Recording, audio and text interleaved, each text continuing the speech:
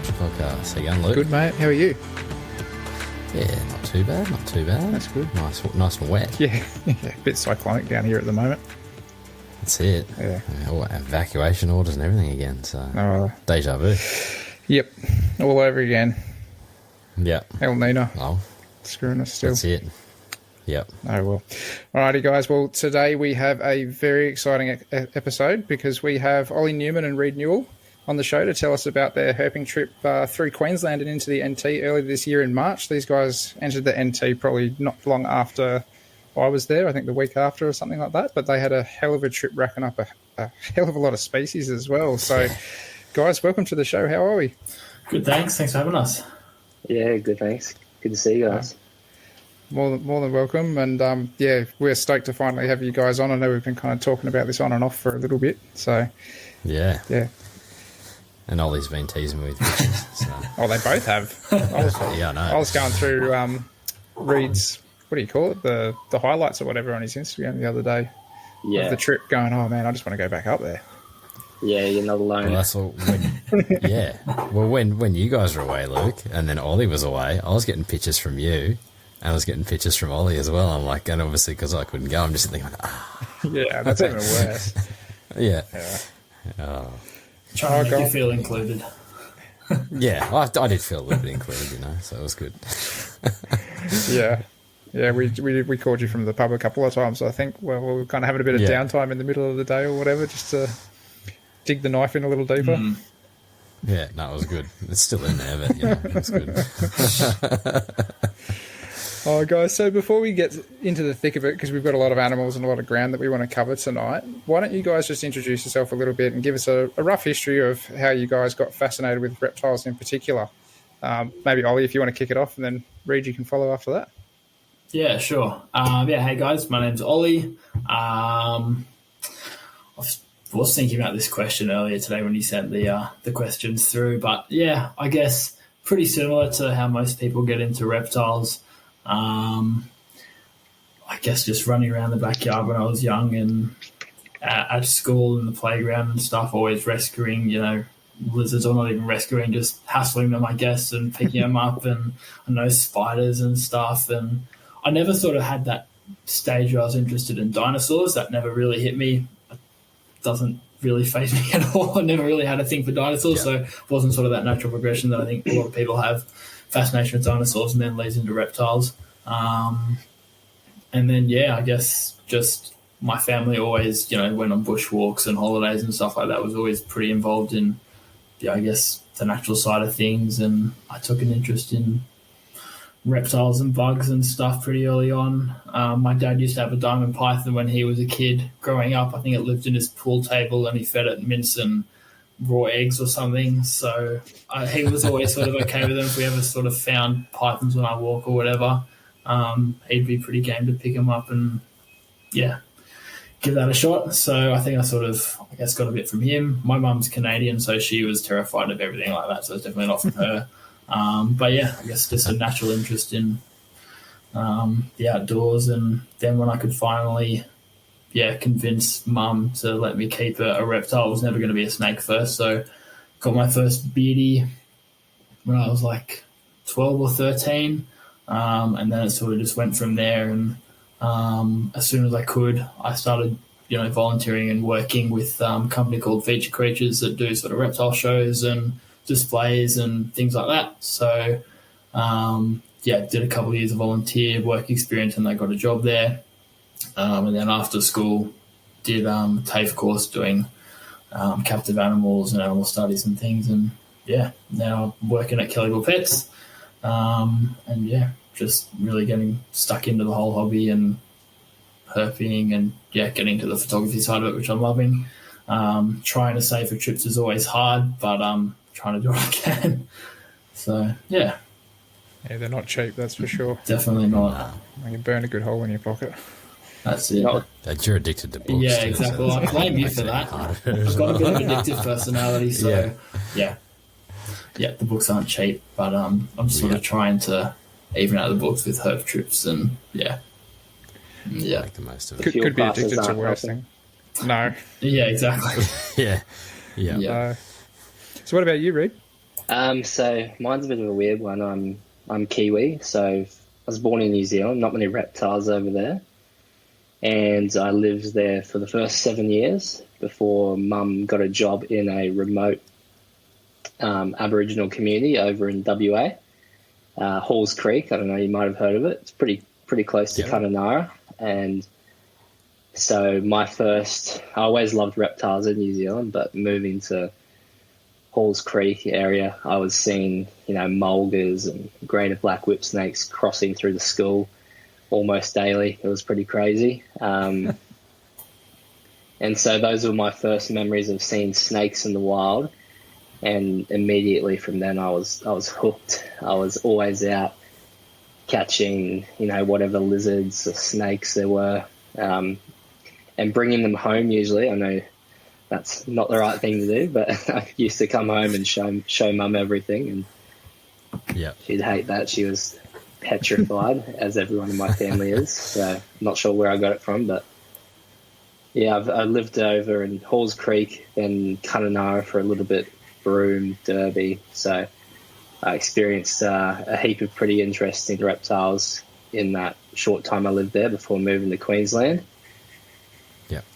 As soon as I could get my venomous snake license, venomous snakes are sort of my main interest. I'm not sure why, but they're just something about them just interests me a lot more than the normal reptile. And as soon as I could get my license, I went and did that process and started keeping venomous snakes as well as enjoying the herping for them. Oh, wicked. Yeah. Do you know what draws you to the venomous snakes? Is it kind of like a bit of a danger factor, or just because they're more switched on, or? Yeah. Or as you saw them more, maybe? Yeah. Out where you were living? Or? Yeah, I can't really... I don't know, really. It's a weird one. I think I always liked dangerous animals as a kid. I was always attracted to things that had venom, so not even just venomous snakes, like I was always into stonefish and blue-ringed octopus, cone snails, stuff like that. So but reptiles were always my favorite group. So anything that had venom and was a reptile was just out of this world for me. What a way to kind of be thrown into the frying pan, so to speak, as well, straight up into that sort of area. Like, that's like pretty much Mecca for a lot of people. Yeah, I was incredibly lucky over in WA. There was no shortness of venomous animals over there and venomous snakes, so extremely lucky. So you guys are both keeping reptiles at home at the moment, if I'm not mistaken? Yeah. Just judging by what's sitting behind you. I think everyone's got tanks behind them at the moment. But so what are you keeping at the moment, Ollie? Don't have too much of a spectacular collection at this stage. I've just got a green tree python, nice Aussie female native, and I've got a pair of rough scales, and then bunch of frogs, just some mags and some green trees. So a bit of a smaller collection from what I sort of had previously, but yeah, just space-wise, it's pretty much all I can have set up in the place where I am at the moment. So yeah, but no, pretty happy with the green tree, especially. That was always sort of one snake that I was obsessed with growing up. I'm sure a lot of, I guess, your listeners and you guys probably read the book Verdi when you guys were younger. And that, just that green tree python just got me hooked. So yeah, that's probably my favourite out of the lot. Good animals. You're working within your means and you've got some cool critters there. You can't complain about that. There's nothing. Yeah. I think people need to be prouder of having less animals, personally. Yeah, that's true. Yeah. Oh, definitely. What about yourself, Reid? What are you keeping now? Yeah, I probably keep a bit too much for my liking at the moment. But I've got a few pythons, such as a pair of rough scales, a Stimson, and a breadlie. That was my first snake, a breadlie. And as for venomous snakes, I'm pretty much a black snake lover and a black soil animal lover. So I've got Collettes, red belly, Ingram's brown, Barkley death adders, and my favourite snake species are spotted mulgars. So they were pretty cool Pseudechis species over in WA. I've always been attracted to them, and I'm lucky to have 3 at the moment, so that keeps me on my feet. No doubt. I think they'll keep most people on their toes for sure. Yeah. That's a wicked definitely. collection of venomous stuff there. Yeah, I've got speckled browns as like well, cleaning. inland ties, coastal ties. I've got quite a collection, so Jeez. quite a lot of maintenance. Jeez, yeah. Yeah, quite a lot. Did you happen to... Professional poo cleaner. Yeah. Did you happen to get hit pretty hard by the legislation changes up there at all? No, I've never had more than... I remember it got changed to you could only have 20 elapids at some point. I've never had more than 20 elapids. I don't think I would have more than 20 elapids. I think you don't really need 20 elapids, to be honest. I agree with what you said before about a smaller collection. I think with a smaller collection, you can sort of focus a lot more on the upkeep and maintenance of those animals in particular. So that's the way that I definitely want to start leaning. And plus, if I'm not keeping as much, I could definitely go herping a lot more. So 100%. Yep. So that's a perfect segue into talking about our main topic for tonight. So I kind of just want to figure out, like, how did you guys actually start this trip? Who was the mastermind behind it? Or did you kind of all just sit down over a beer one day and kind of go, all right, let's do it? Because it was a pretty big trip. Yeah, it was a massive one.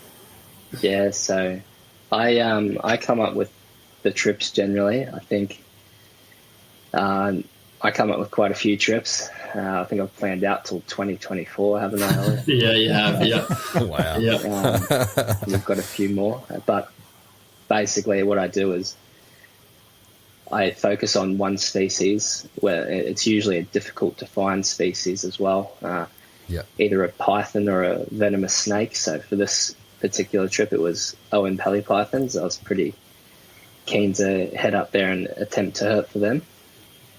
And then around that, I branch out and focus on, secondary species that I'd love to see, plan a route and work out how many hours it'll take to drive to each place and where we'll be for each night and day.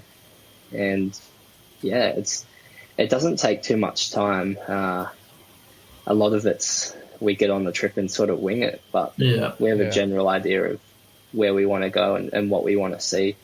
Usually, I think I jot down about 100 species or so that I'm really keen to attempt to find.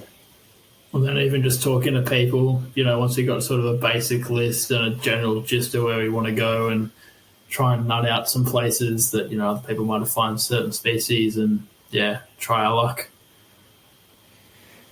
Yeah, it sounds kind of similar to how Luke kind of planned our trip in that sort of sense. Like we kind of threw out the sort of stuff that we wanted to see, and I think maybe Tyson and I and Jason were a little bit more vague in the sense that we were just like, oh, we'd be happy to see anything. A few of these spots. Whatever you want to find, we're cool to come along. But that's see, because of me, all species are new species for me. It's because I don't really get on herp much, so I'm happy just to see whatever. Yeah. So with that in mind, did you kind of go, all right, like this is a certain amount of days that you're allowing for yourself for this trip? And did you kind of plan it to be a one-way trip, or did you want to do like a round trip from Queensland to the NT?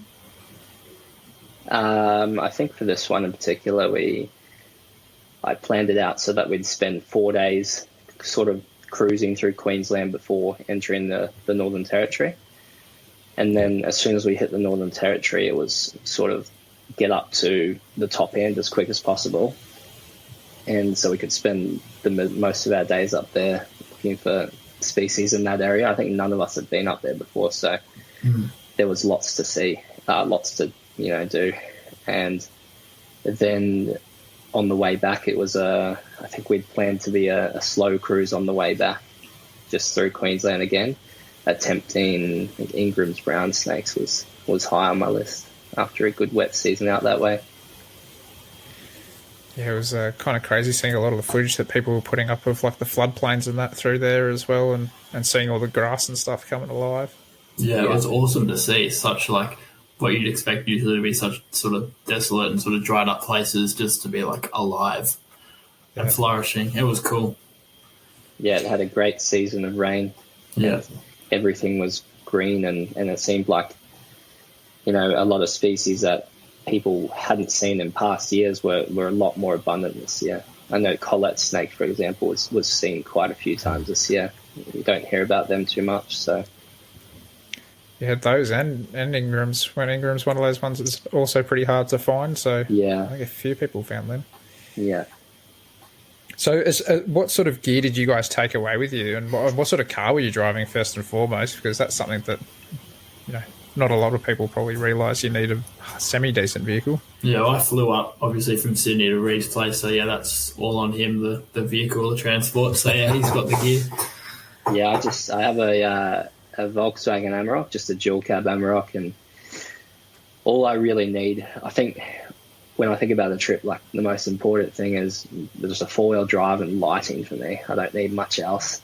So just a bull bar, some good set of spotlights, and yeah, that's pretty much all. As for cameras, we actually both had the same camera, Canon 7D Mark II.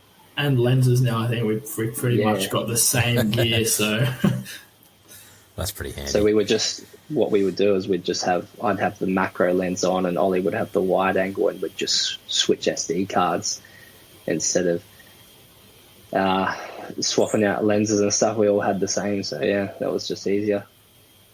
Same lighting setup as well. Yeah, with the lighting setup was, oftentimes what sort of not frustrated us, but took a lot of the time away. And, when you've got 2 people taking photos, and then, we met up with a couple other blokes when we hit the Northern Territory, and then it turns into 4 people, you want to just sort of try and be as, bang them out and just save time where you can. And, some of our shots probably look pretty identical, but, that's all right.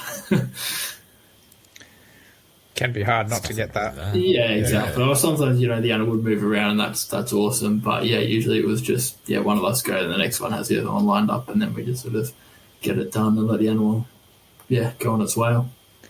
So as far as, like, camp gear, did you guys just take, like, swags with you and basically just, like, a little cooktop or something like that? And yeah, not even you had a cooktop this time? Yeah, I think we had a portable cooktop, swags, pillow, camera, bag of clothes, and an esky. I think that was about it.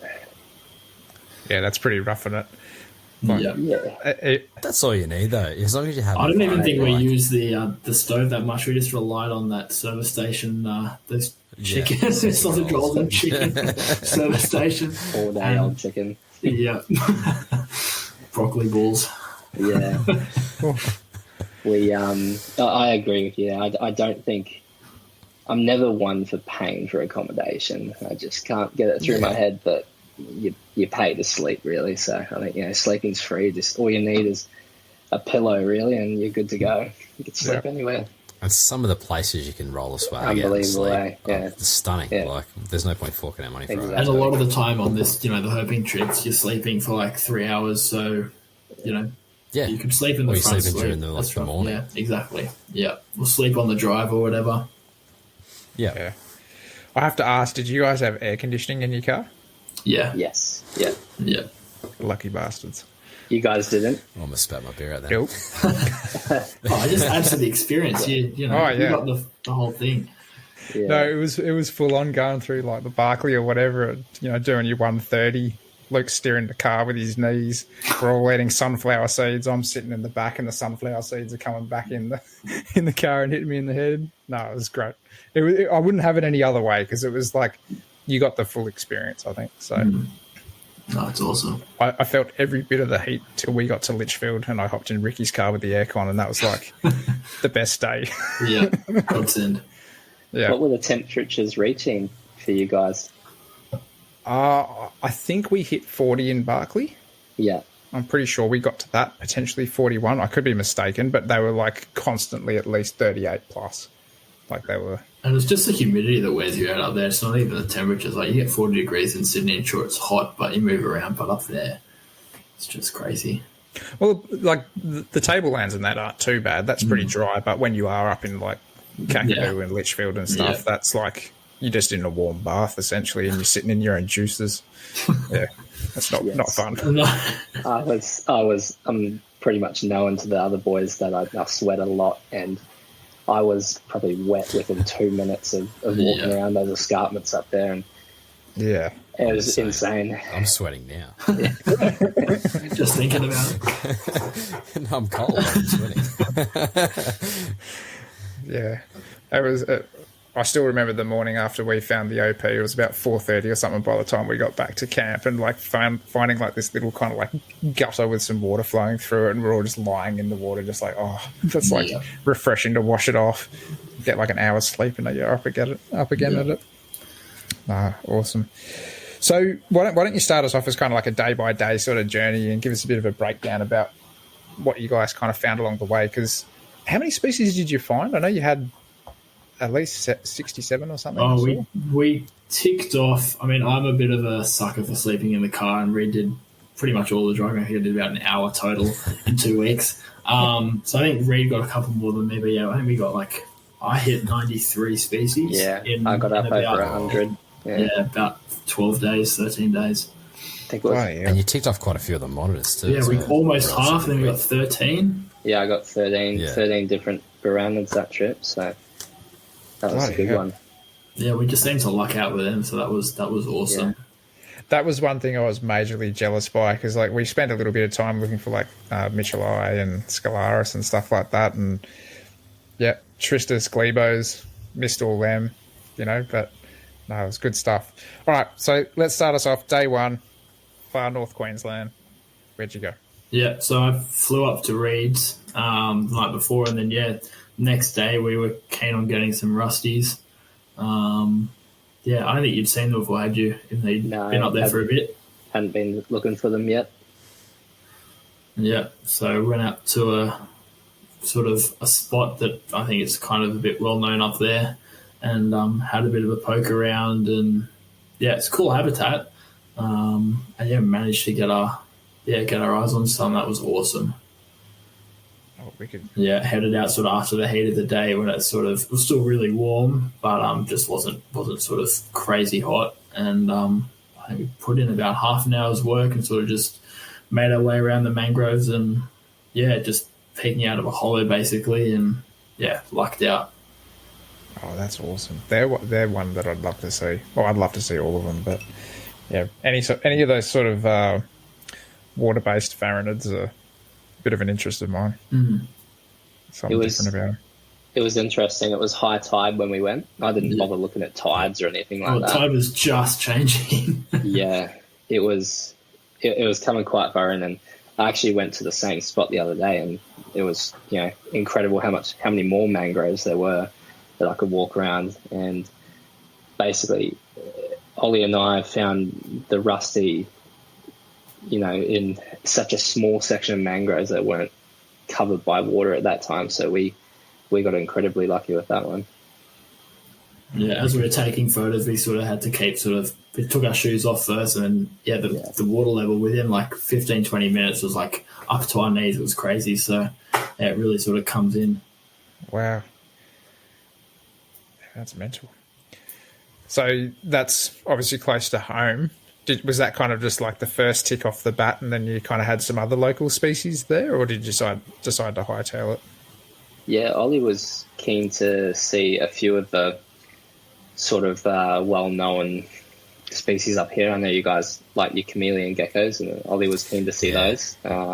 Tease me with that. Yeah. A bit of a python nut as well, so I was keen for a scrubby. I was under the impression that, they just turned up all the time. But, could not. We were there for like 1 or 2 days and, couldn't get one. We got one dead little hatchie. It looked like it just, I don't know if it would have been hit or stepped on or something. We were sort of on a little bush trail, and it was just sort of lying at the start of it. Stunning. Like, it would have just been like a few weeks old. But, unfortunately passed away. So that was a bit of a bummer. But, we went out looking for the chameleon geckos. Yeah, we got the chameleon geckos. The rusties was another big one, and we managed that. The prickly forest skinks were up there. They're extremely common. I don't know if you've been up here before looking for them, but they're pretty much any log that looks good probably has one. And we managed a few other skink species, didn't we? Saproscincus basiliscus, a few barred skink species, I think northern barred. Obviously lots of boids. The boids were just everywhere. If you sort of had your eye turned white. Yeah, wow. That's pretty good. I'm jealous already. That's where I want to go. That's pretty much your mecca, hey, Jason, up there in the rainforest. Yep. Yeah, definitely. Did you kind of hand it inland after that? Like, did you go up and then kind of duck basically inland from there, or? Yeah, so we had the day that we left, we did I think Winton, didn't we? Yeah, drove down to Winton, so 9-hour drive, and that was a big one. Yeah, had a few species down there we wanted to tick off, and managed to see the olive python that we were keen on, spinifex slender blue tongues. They're pretty neat little animals. Oh wow! But Winton's got a great. Oh yeah. Yeah, that olive python, that was cool. Yeah, again, being sort of a bit of a python nut, just like it was just sort of just had its head out of the water. It was obviously just an ambush with the rest of its body. We just sort of eye shined it, and that was pretty cool. That would have been awesome to see it doing that sort of behaviour as well. Like, that's not just crossing the road or something like that. That's actually exactly. Hunting. Yeah, I think it was like 1:30. It was still really warm, and obviously the flies and mozzies are going.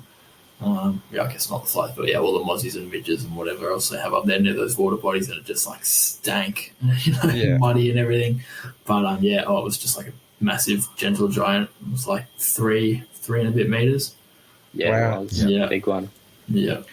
So I've seen a few olive pythons out there. I think I've seen 6 now, and 5 of the 6 have been sitting in that ambush position. So it's nice to see them sort of in the water, just a nose sticking out. You could easily miss it if you weren't, looking for them. Yeah, wow. That's pretty awesome. That's really awesome. So tell me a bit more about the slender blue tongues, because that's not something that I actually saw on the list of stuff that you got here. That's something that's a bit left of field. How are they?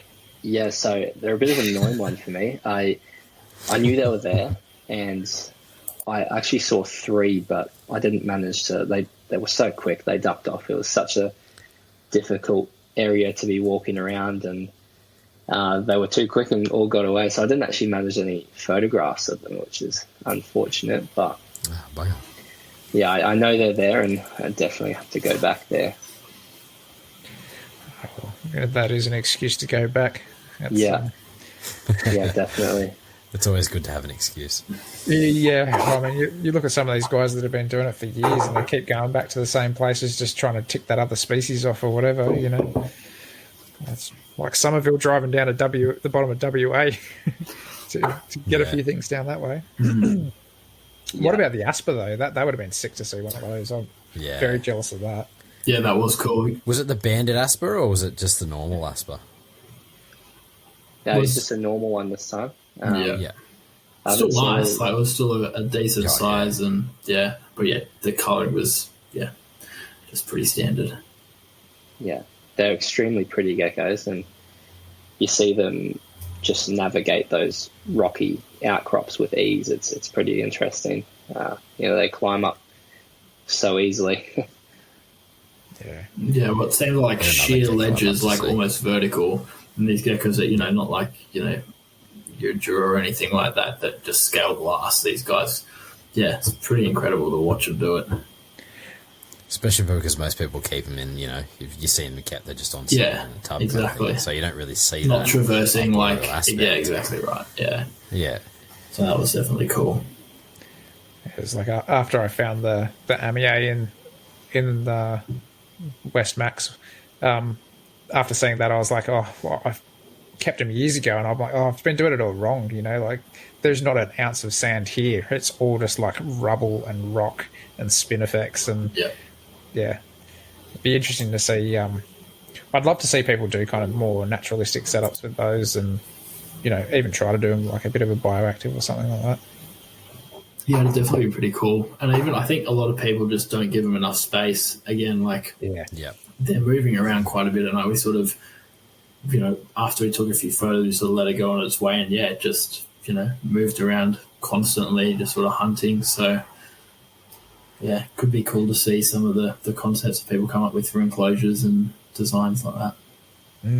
100%. So from there you went on to Bladensburg and Whyalla? Yeah, well that was in Bladensburg. Yeah. Yeah, those few species. So that was cool. In the morning we wanted to see Tristis just on the drive out. Thought they'd be quite easy to find, and we did. We found one with relative ease before heading back into Winton and travelling on to. I was going to spend one day looking for Ingrams because I knew that it was good out there at the time, the weather, floods and stuff. I thought I'd give them a quick crack before heading into the Northern Territory. And did you find them there? Or no, unfortunately we didn't. We tried hard. Yeah. For one night. Because that was obviously one of your main target species too, wasn't it? So. Yeah, they're one of my favourite snakes, and so I was, extremely keen to see one, and I knew that habitat has probably not looked better in a long, long time. So I was a bit peeved, but it's something I can go back and do and attempt again. We did actually see a roadkill snake on the way to this area, and it was a roadkill Ingram, so that just kept us going a bit more. To see that they're actually moving, such a rare snake to see around, that was pretty cool. That's a bit of a double-edged thing, though, right? Because you're like, okay, cool, they're moving, but it's dead. It's yeah. I totally get what you mean. It's happened with a few species, doesn't it? It happens to everyone. You target said species and you can come across so many dead individuals. I know thorny devils, that's one for me. Even haven't seen a live one yet, but plenty of roadkill. Yeah. I think it's the same for you, that's the exact same for me. I got one twitching, and that's the closest I got to live. Man. Yeah, that would suck, wouldn't it? Yeah, but I just they're so small too. Like, that was something that really surprised me, is just the size of the thornies. Like, I was kind of imagining them being a little bit bigger, but when you're actually seeing them up close, it's like, oh, they're tiny little things. It's not hard for them to get cleaned up by cars. Yeah, they're beautiful. They're weird, but very small as well. Yeah, cool little animals. All right, so you got your Tristis. Then where we go from there? You ended up getting a mulga that night, is that right? Yeah, we did. That was sort of while we were cruising for the Ingrams, I think. Constellation, yeah. Yeah, exactly. It was still good. It was a nice constellation prize. He was so excited. He jumped out of his car. Yeah, that was. The car didn't really even come to a stop. He just sort of chucked the brake on. It was out. So it was a call it an Ingram-sized mulga. So. Yeah. And it was just after dark. I was just like, oh, this could be it. This could be it. But still stoked with a black saw mulga anyway. So good, especially if you're a black snake fan. Yeah, exactly. Yeah. What do the mulgas look like out from that sort of like locality there? Beautiful silvery sort of colour. I know at Winton they can get like a bit of a blue tinge to them. I haven't seen one at Winton itself, but the one that we got was beautiful, clean silver. Wasn't massive, but it was still a pretty decent size. So that was a pretty cool snake. And fired up as they usually are. Yeah. It was only my second mulga as well, so I was pretty happy with it. I wasn't as bummed that it wasn't an Ingram's as Reid was. Well, at least it was a venomous snake. Yeah, that's correct. Right. Yeah. So that was pretty much your night then done for that night? It was just the one snake? Yeah, we got the typical curls and Stimson's children's. Got a monster. There was a huge one across the road. We got excited about that as well. Yeah. But we got closer and was like, no, that's nothing to be excited about. It was an interesting place though. In the mornings, all the birds that were flying around, feeding on the copious amounts of insects and stuff. It was crazy to see. We went to a particular toilet that was like never seen anything like that. Yeah. It was like It was all the incredible. wind, because it was windy at night as well. So I guess might have picked up a bit during the day too. And we just went to chuck a piss, and we opened this little cubicle just like in the middle of nowhere, just along the highway, and it was the whole floor was just covered in beetles and praying mantises and spiders, and it was crazy. So that was definitely a bit different. So we just sort of hightailed it out and just chucked the piss on the side of the road. Wasn't going to risk anything. That's where all the bugs went to shelter that night or something. Yeah. Oh, it's not good when the ground's crawling, that's for sure. I experienced that a few times on our trip. It's pretty cool. Like it was, we were not expecting it. It was a bit different. Did you guys get smashed by like just heaps of tiny little bugs at night, where there's just like all different types of little midges and things that were just, if you had like a drop of sweat on you, they'd just be on you? Yeah, if we were around places that were pretty, damp, or if we were around a creek or something like that, then yeah.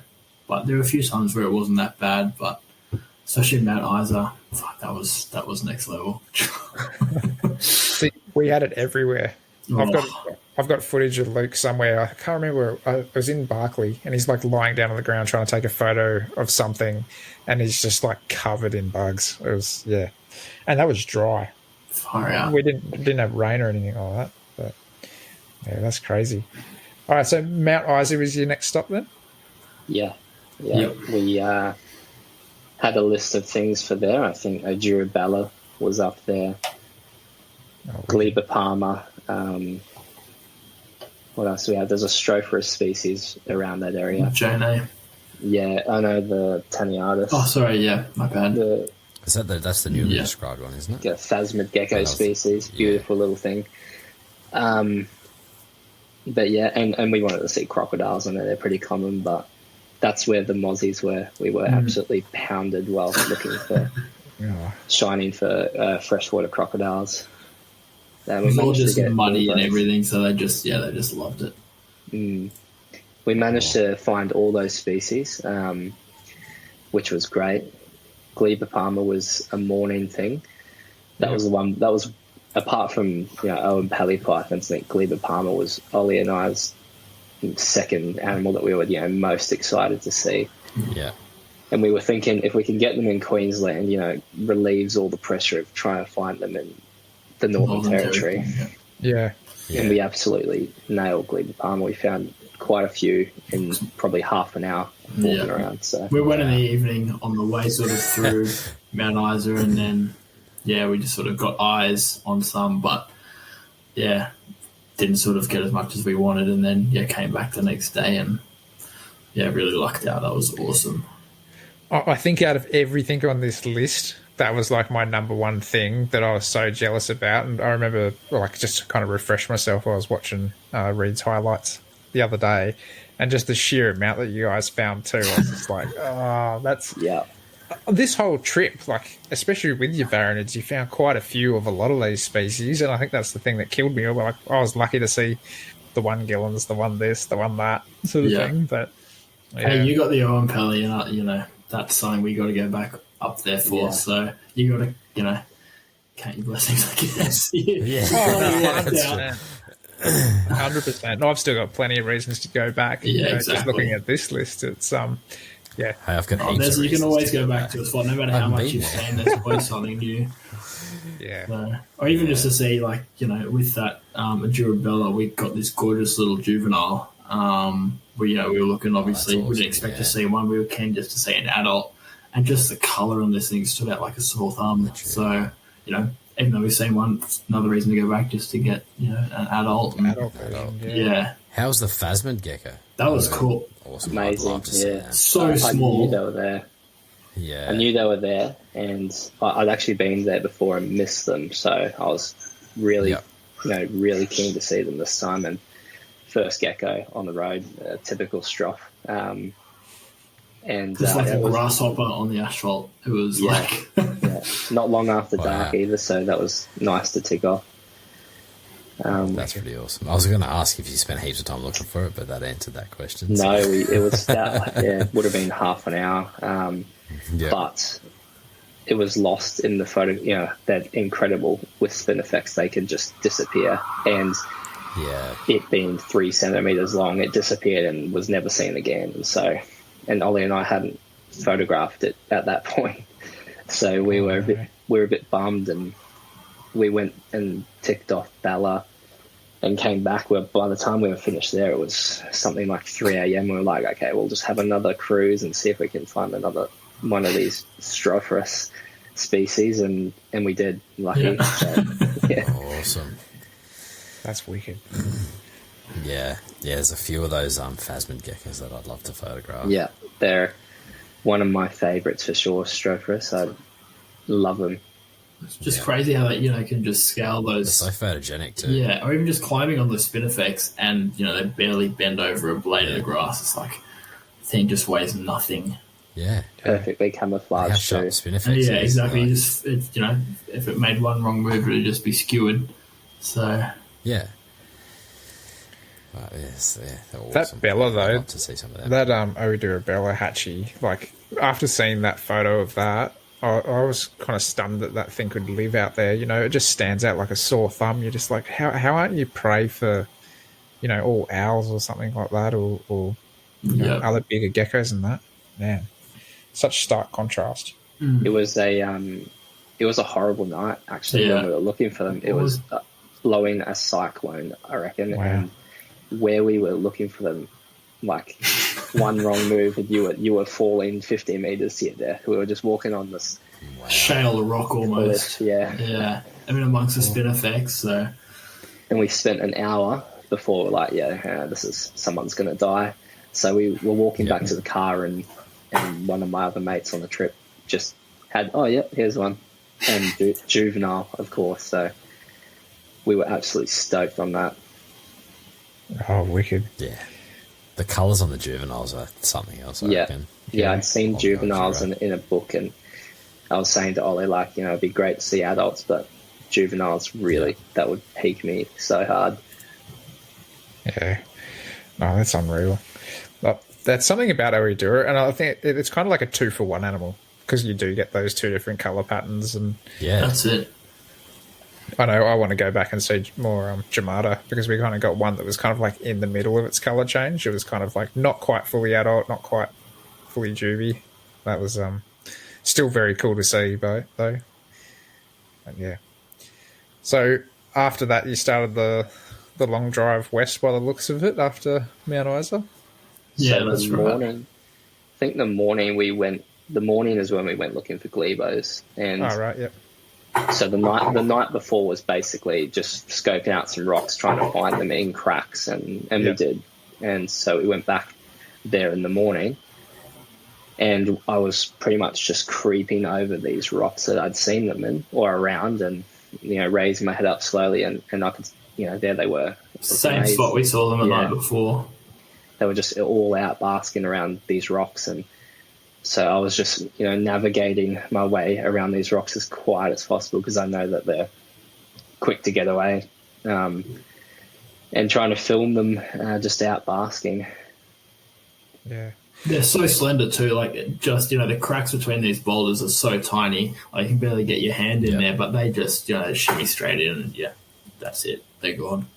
You might shine a torch down there and see what you've missed, but that's about it. Yeah. Where you were looking for these guys, was it kind of like one big kind of like rock stack per se, or was it kind of like a ridge or something like that, or kind of a bit of both almost? Like a few sort of formations, and I mean, just because going off like the number that you found, the rough number that you found there, like it almost seems like they're like kind of communal in that sort of sense, or if they've just been limited to that habitat, then they kind of can't go anywhere else. But if it's like a large enough habitat, obviously they could. Well, we saw like I remember 2 in particular would have been basking on different rocky boulders, probably within 20 meters of each other. Yeah. So they were definitely in abundance in this area. The crevices that we were seeing, some of them were, they were massive. They were massive caves. You couldn't get to them or anything, but we could see that they were in there. And potentially one or more lives in that crevice. They were huge. Yeah. Okay. Yeah, they're one of those animals that just interests me. I don't like. They're just so cryptic. It was, it was so special just to see. Yeah, I was happy just to see one, and then we just kept getting lucky, and the more walking we did, and just sort of like Reid was saying, just sort of quietly, sort of trying to crawl up the boulders, and not walk over too many sticks, and just go super slowly, and paid off. We managed to get within like single-digit meters of all of them. So Wow. Jeez. Yeah, incredibly lucky. Yeah. Oh man, they're definitely one that I need to see. Need to see those. I mean, now we need to go see the Northern Territory one. So Yeah. Yeah, that's it. You've got different localities to chase down now. That's right. Is that the same sort of area that you got the Hosmer skink in? Yeah. Yeah. And Ackies as well. Oh, weird. Oh man, Ackies as well. We had a bit of a poke around for Richie, but yeah, no luck. So, what else did you do? Was that kind of morning? Essentially, you was just looking for like the day active animals, like the diurnal animals. Just leave Bapama that morning, and then we were just taken off to Barclay Homestead for a couple of beers. Really, it's not a bad spot. Yeah, no, definitely not. Yeah, I remember Luke taking it upon himself to use the pool quickly when we got there, and he's like, I actually regret doing that because that water was warmer than the air temperature. Oh man! Did you guys see that there was like just this random house on the street, just sort of leading up to it, and there was this sort of big, just sort of enclosed person's front yard, and they had this massive croc just sitting there with a couple of signs. I think that's where it was. That's it. That was at Daily Waters. Yeah, Daily Waters, yeah. Pet crocodile. Yeah, that's it. That was crazy. Yeah. Amazing. They have the pet dog barking next to it. Yeah. A nice little snack. Yeah. I remember saying that. Yeah, we were saying good day to that croc for a bit. Yeah, Barclay's an interesting sort of habitat, hey?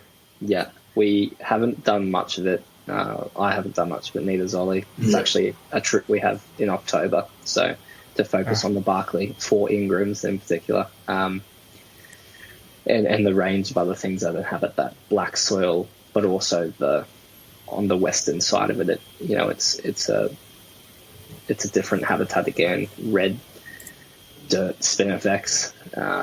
So there's a huge range of animals that just inhabit that Barclay tableland region. Yeah, it's amazing where they all come from too, because you're driving through it at day and you're just like, there's just nothing here. Like, where do you all go? And, during the day, like, surely there's not that much habitat there they can actually use, but they do. Yeah. But I was saying to Luke only yesterday or the other day when he was here, I was like, there's such an amazing place. You can almost see like the curvature of the earth because it's just that flat and vast and almost nothingness. But we drove through a few little spots there as well that kind of had like a bit of that floodwater and stuff retained in it as well. Did you guys see that along the way through the Barclay?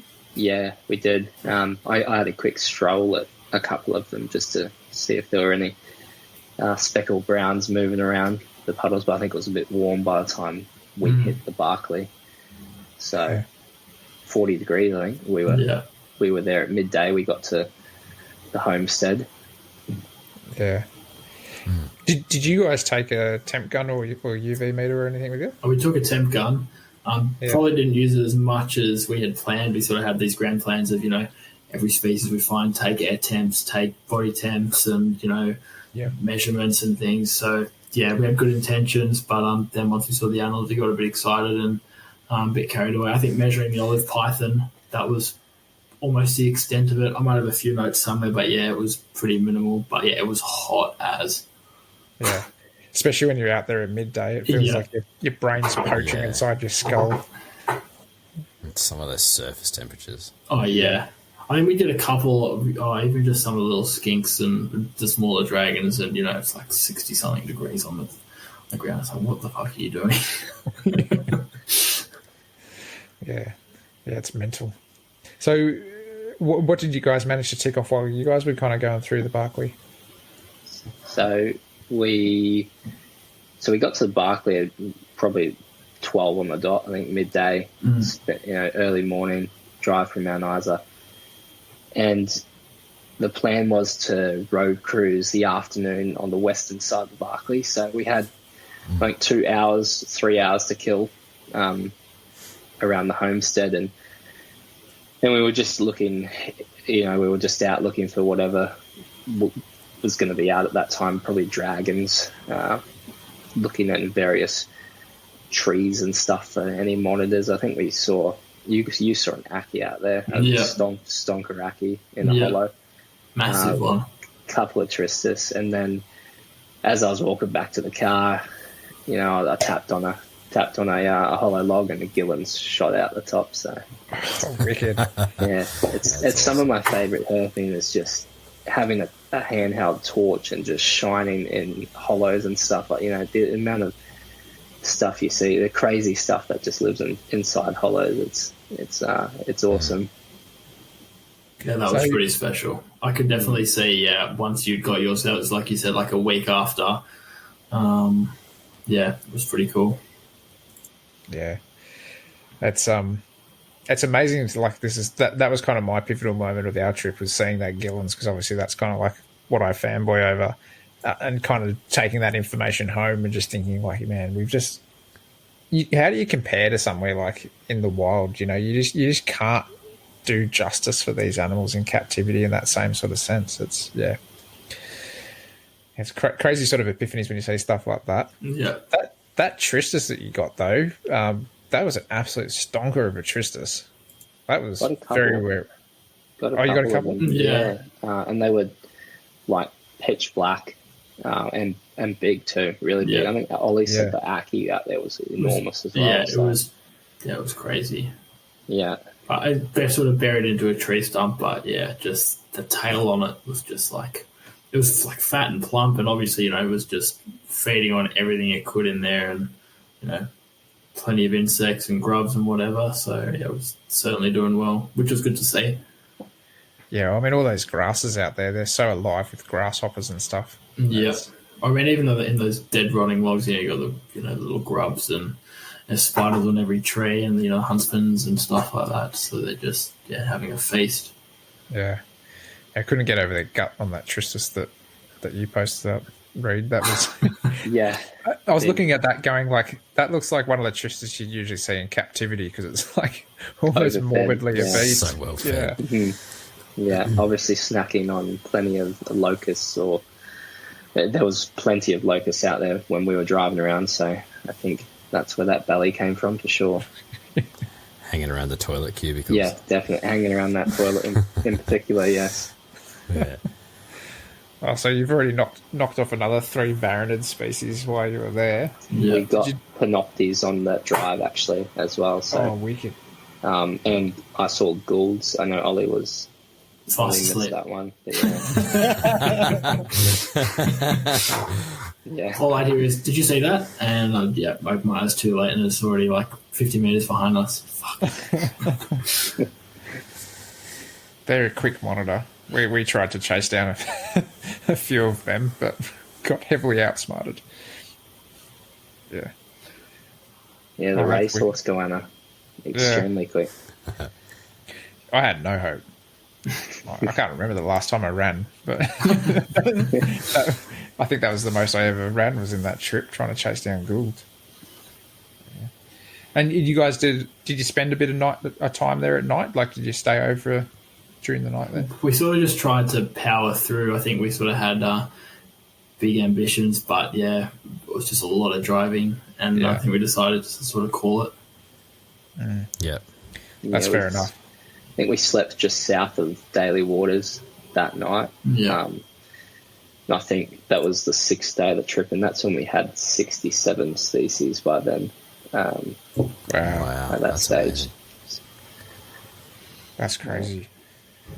So you also found the Western Scaly Foot. Was that? And Yeah, that was a pain. We were all keen to get photos of it, but yeah, we tried and gave up very quickly. It just was not having it. do you want to Yeah. cooperate? Typical Scaly Foot. Saw Was that plenty of those Roperi as well. And we got just a couple of pretty plain looking Ciliaris. Yeah.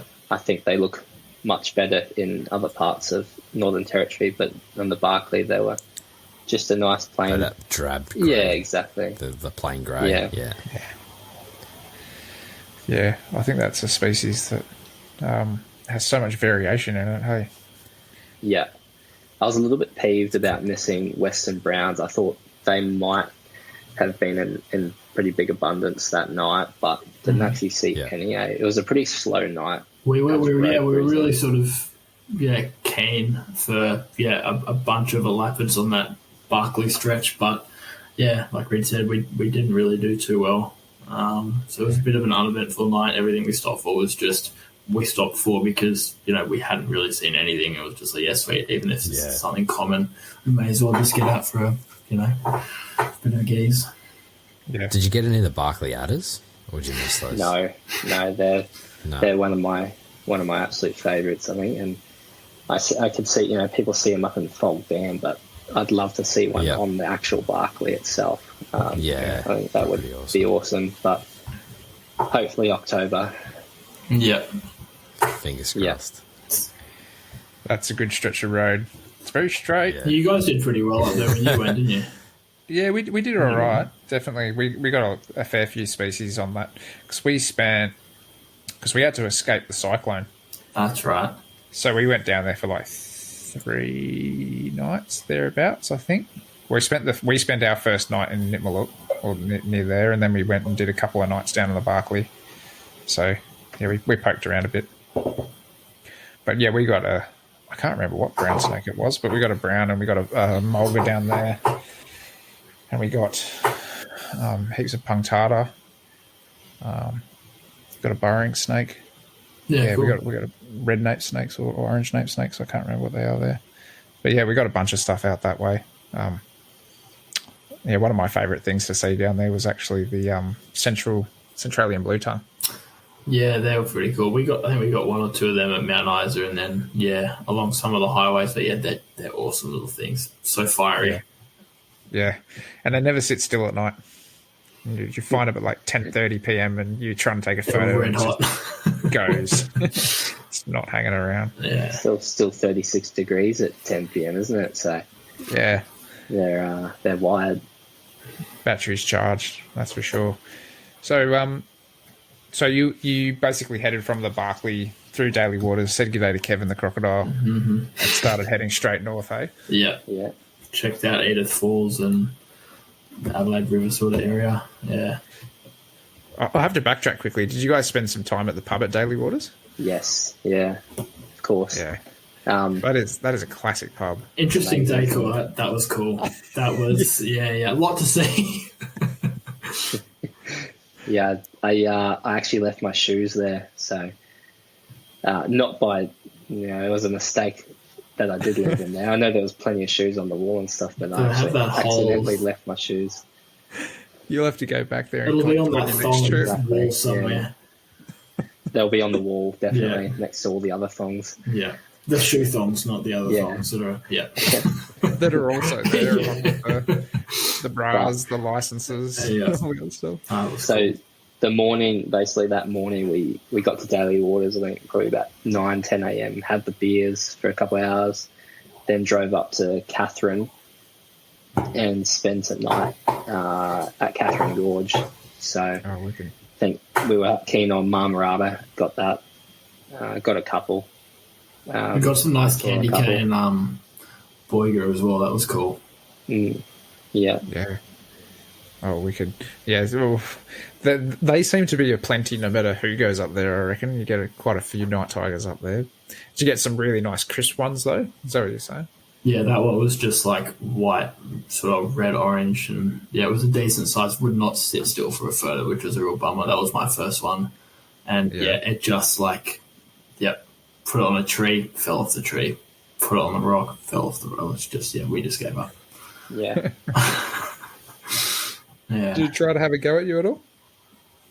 Not really. I think I was more interested in just, leaving. Yeah, just buggering off. So don't think it was that keen on giving us a chomp. So, yeah, it was disappointing, though, especially after seeing bloody Luke and Colin's photos. We were like, oh, man, that was awesome. But that's all right. Another reason to go back. Yeah, exactly. Got to go back for the one that'll sit still. Yeah, at least they're common up there, so... yeah, too right. So did you spend a night up in the gorge, sorry? Yeah, we had plans of sort of, I think, trying to cross it and hit some other habitat. But, we sort of couldn't find a way across. And I think, due to the cyclone, I think, or I don't know, maybe it was for some other reason, we just couldn't sort of break through the waters. And, that was a bit disappointing because I think we had a few other species that we were planning on seeing. So we just sort of backtracked a little bit, and we got another bit of a larger crocodile, which was cool. That was pretty sweet. Was that a salty or another freshie? It was a freshie. Yeah, another freshie. Yeah, it was about a metre long. I think that was the end of the night. We managed to see that, eye shine it, walk around in the water with it, and then we went to bed, didn't we? Yeah. Pretty good way to finish the night. Yeah, no, that was pretty decent. Can't complain with a croc, that's for sure. Yeah, definitely. They're common, but they're lovely. Yeah. Didn't lose any fingers, that was a bonus. No. Yeah. There was definitely a lot of water around up there, hey, because it had been, before I got up that way, it was raining for, I think, a few solid weeks or something like that, or at least a solid week before I got there. Did you guys get much rain when you were starting to head up that way, or was it starting to look a bit... Not really. I don't even think we had much rain at all throughout the whole trip. Yeah, just in Kakadu, we had a couple of showers and a thunderstorm or two, but other than that, everything was nice and dry. As in weather-wise, it was nice and dry. Ponds were filled, though. Oh, good. Good. So, after Catherine, what was the plan and what was the target? So we sort of, seeing as we were sort of nearing the Owen Pelly location, we had a couple of sort of, I guess, different plans in the way we sort of wanted to attack it. We still had a few days. So we were either planning on just going straight up to Kakadu, trying to nut out the Owen Pelly, and then just relaxing for the rest of the trip, knowing we'd ticked off that main species, and just take it easy and, do Litchfield and stuff.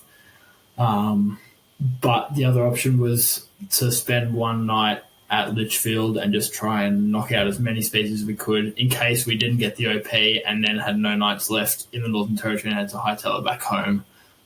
So we sort of deliberated for a bit, but then decided we'd do that. I'm glad we did because, we had a hell of a night. That was awesome in Litchfield. We ticked off quite a few things there. We ticked off some pretty cool stuff. Obviously had a big pub feed first, but filled up. Yeah. On the way, the morning that we woke up in Catherine, we had planned to go for a quick swim at Edith Falls, is what it's called. And then, it was about 10 a.m. We were driving to Litchfield for that night. I think we were going to get there late afternoon. Decided that we'd have a quick stop off and look for Barichi, which is now in Sulanicus, I'm pretty sure. Barichi's fallen. So we spent an hour. Basically, we were looking for some decent-looking rocks on a hill and found them. And, we probably had found the monitor within an hour of looking, hey? Yeah, it was a pretty cool location. Yeah, like Reid said, we just sort of looked for, the right kind of habitat, and sort of pulled off to the side of the road and scaled this. Like, it was almost vertical. I was quite surprised that neither of us sort of fell over and sort of fell back down to the bottom. But we sort of clambered over this sort of orangey looking sort of shale boulders, and all of these sort of little smaller rocks sort of crumbling beneath our feet, and we sort of made it up halfway to the top of the hill, and shining our torches in every little sort of rock crevice we could. And it's like at least, I think, 38, 39 degrees. It's probably like 2 or 3 p.m. So the heat of the day, just sweating bullets. Reid looked like he'd been just dunked in the swimming pool. And then, we sort of made it halfway at the top of the hill, and we realised, couldn't really see anything. And I think Reid sort of made the suggestion to sort of go around the other side of the hill. The habitat was a bit different. It was just sort of a little bit greener, and the rocks and boulders sort of were a bit of a different colour. I guess a different kind of rock. I'm no geologist, but they look different. And literally within 5 minutes, we lucked out. So that was awesome. That was really cool, especially after just sweating it out in the heat and putting a bit of time in. We managed to find it. So that was awesome. I think that's one of my favourite things about herping is sort of, you can talk to people and they can tell you, go to this place, this animal is in abundance here, but you've still got one thing that I liked about that in Selanicus was, no, we didn't talk to anyone about it. We were just looking for what looked like good habitat from what we've read about. And then we were out, we found the habitat, and we managed to find the monitor. And I think that's some of the best herping is when you can find the habitat and then find the animal in that habitat. Yeah. We've done a couple of trips together, like over the last couple of years, and I think this was a trip we sort of really honed it in. And like Reid said, finding the habitat, doing the research, and that just makes finding it like a million times better because you've put in all the, the pre-work for it, and you just get that reward, and it's like 10 times better. So that was it was an awesome find. We were really happy with that, and probably a little bit delirious because we were so dehydrated, but it was awesome. From there, we just shot straight to Litchfield, and I think we got there with an hour left of sunlight, had the beers, the pub feed, and we were out straight again. And it wasn't that we had 2 cars. There was 2 of my other mates in another car, and for Ollie and I, this night was slow, but for the other car, they got everything. They managed to find the Weigelei, that pygmy mulga. They got the Death Adder up there, Rugosis, and they found a stonker olive python.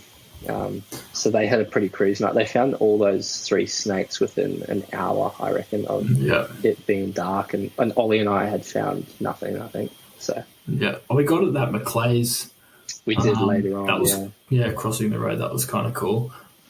But that olive python they found, it was like the other one we found in Mount Adams that was long. This thing was like as thick as my leg, and it was the pissiest thing. It was a real fat, weapon of an olive, and it was not happy. So we didn't muck around with that at all. We sort of and it disappeared into again like another sort of pretty steadily flowing sort of creek or sort of half sort of river thing, and just sort of swam through to the other shore and came out the other side. That was awesome. It's crazy. Such a thick, fat-bodied snake was just so agile in the water. That was pretty cool. I suppose the water just supports them. Yeah, I was sort of pushed it to the other side, but still didn't sink. So you guys ended up having a pretty good night up there, though, didn't you? Yeah. So after my other mates found all that stuff, had a bit of a photographing session and got some shots, and then I think we sort of just headed out to Fog Dam. Yeah, it's one of the. I know we mentioned it before, but we had 4 people with us, and all of us were photographing animals, and so it took a long time to sort of get through everything. And we had a lot that we were photographing that night.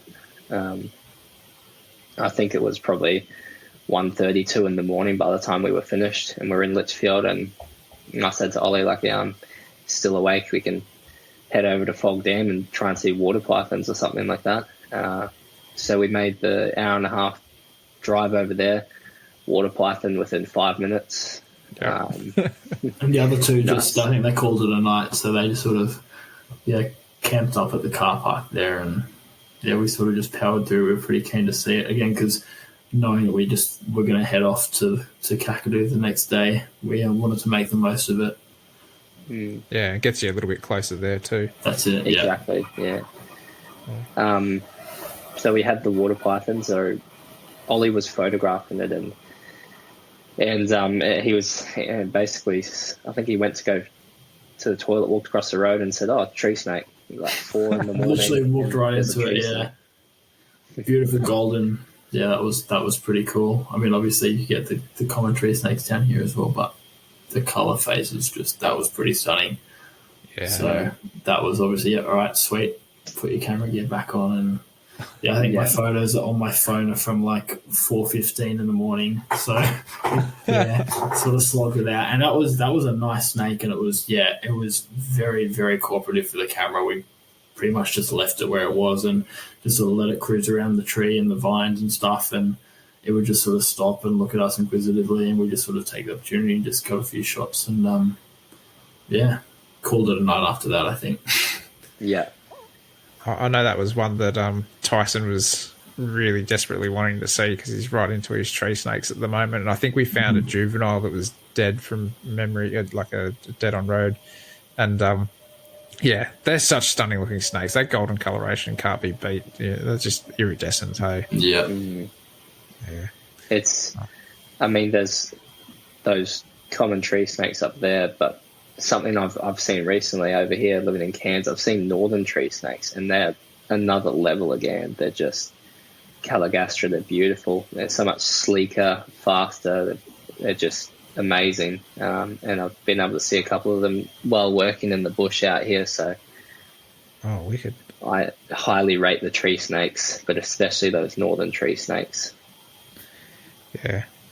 Yeah, they're one of those animals that I think they need some more work in captivity, just to really nut them out, and especially the variety in that. I know there's a few guys that have done it in the past, but they're one of those ones that's so inconsistent.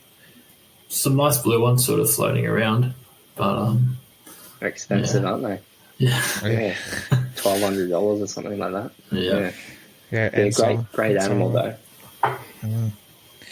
Yeah, cool animals. I was at Tyson's place not too long ago and just seeing his tree snakes and his like bioactive vivariums all curled up in the branches and stuff, sitting under the UV just That's basking. awesome. I was like, yeah, especially when they're done justice like that, like it's. Yeah. Yeah, there's no point having that in a rack. No, not at all. Not at all. So All right. we had, like, that night, I knew the next morning we'd planned to go for Mitchell's water monitors and Primordius as well, I think. We tried to hit. Yeah, Mertens, Mitchell's, Scalaris and Primordius. We were hoping for those 4 in that morning before driving to Kakadu. Yeah. So I think we went to bed about 5. We were up an hour and a half, 2 hours later. Mitchell's was the first one we were looking for, and I just happened to get really lucky. One shot right under, like, was a couple of meters to my right and ran under a rock, and it happened to run under the rock that I was standing on, and it just stayed there. It was incredible. Oh, wow. That was cool, yeah. Yep. That took all of 5 minutes. Hard work. Didn't even feel like we deserved it. It was like, surely we just go and try and find another one, put some more time into it, both. No, I've got more to do. Was this at that kind of like really well-known spot that Yeah. they're known for? Yeah. We spent a bit of time there on our first day, and we got skunked by them and Scalaris. We saw the Scalaris on the walk down there, so within 5 minutes we had both of them pretty much. We'd seen both, yeah. Wow. Because you got quite a few Scalaris as well, didn't you? yeah, Yeah. In Kakadu we Kakadu, plenty, yeah. Did you guys end up getting a frilly in that same area? Mm-hmm. Yeah, we got a few frillies. Don't think we photographed any though. Hey, No. we planned to do that later down the track, but just didn't end up getting to We that. were sort of just waiting for, the right sort of just bright red. So it's a real sort of stunning specimen. Because, obviously they're pretty common in their range. We didn't see as many as I thought we would, though. We, maybe got 4 or 5 throughout the trip, but, none that really sort of stood out, so... We still did better. It's better than us there. I got a 0. Oh, really? Yeah. Actually, Tyson saw one jump out of a tree and we started chasing that. Yeah. I think we 4 or 5 frillies and then over 2 mornings dedicated just for looking for Scalaris. In those 2 mornings, probably 20. Yeah. It was crap. Yeah, they're pest species. They just picked like a 5-kilometre section of road, and they would, we were just looping that, and they were just there, everywhere. So good to see. Wow. Yeah, it's good when you do see numbers of animals like that too, especially with the toads and stuff up there. Yeah, no, it is. Yeah. Did you come across many toads up there? A few, but not crazy numbers. I mean, obviously, they're around and you see a lot of them, but nothing that was like, okay, this is like really out of hand. It was, obviously shit to see so many of them, but It's not like when you drive through Queensland, though. No. Yeah, completely different. Yeah. They're in big numbers up here, so it's a shame. And some big ones too. Some very fat toads. We came through some pretty decent toads in Kakadu. Yeah. So that was your next stop, essentially, or you were finding the Scalaris in. Was that in Kakadu that you were finding them? We saw the Scalaris, at sort of similar spot where we got the Mitchells, and then we went for the Primordius. That was cool. Tried a couple of spots and checked out a couple of sites to sort of find some records and sort of narrowed it in, and did a bit of walking around. Within half an hour, we just narrowed it in and managed to get some photos of that. And then Luke was just sort of down the road, so he sort of came over and got a couple of photos, and then we sort of hightailed it out to Kakadu. Oh, wicked! Yeah. Did you end up finding much out at Kakadu? Not a crazy amount. Again, like Reid said, like we got a lot of Scalaris. But again, that was sort of when we sort of focused on the OPs and really dedicated a lot of time to them. So during the days we'd sort of not do too much, and in the mornings before it got too hot, we'd look for the frillies and Scalaris and whatever else we could find, and went on a couple of little walks, and then just sort of beat the heat out at the visitor centre, and then we went to the what's that, Crocodile Shakes Hotel there, whatever they call it. Oh, I know the one you're talking about. Yeah, so we'd go there for a drink and a feed beforehand, and I think we went to the golf course for one day for lunch. That was an experience. Which golf course was that at? Just in Kakadu. Jabiru. Sorry. In Jabiru. Yeah. Yeah, okay, that was the same one that I would have gone to, probably, I'd assume. Yeah. Got on a couple of the EMU exports and then back out for the night. Yeah. Yeah. And then we just sort of slog it out every night, and the place where those OPs are, just that habitat is next level. I sort of read about it, and you see videos and bits and pieces, but to see it in the flesh, that was really special. So, and you saw that habitat during the day as well, didn't you? Yeah, we did. Oh yeah. I think a lot of people go there at night, and it's amazing at night, but being able to see it, in the day, in kind of like, where you can get up on top of there and actually see like for quite a while, like it is so dense. Those rocky escarpments are just so full on, and there's so many vines and stuff that are just flying around in there. It's, you look around anywhere and you can think there's snakes everywhere. Yeah. Yeah. Yeah, that's the one place I'd love to go, up to Kakadu. Yeah, the formations of the rocks. was interesting for me. I know I have quite a few photos on my phone of just rocks sitting on rocks with various roots coming out of them, you know, crazy looking shapes and stuff. Yeah. It's a whole nother planet up there, really. Yeah. Then we got a Jamada as well. We got a few different geckos and some, you know, some of the smaller pythons and Yeah, we managed the giant cave geckos out there. The Jamada, like Ollie said, I love those guys. children's pythons. Got a few Owen Pally looking children's pythons. Oh, lucky you.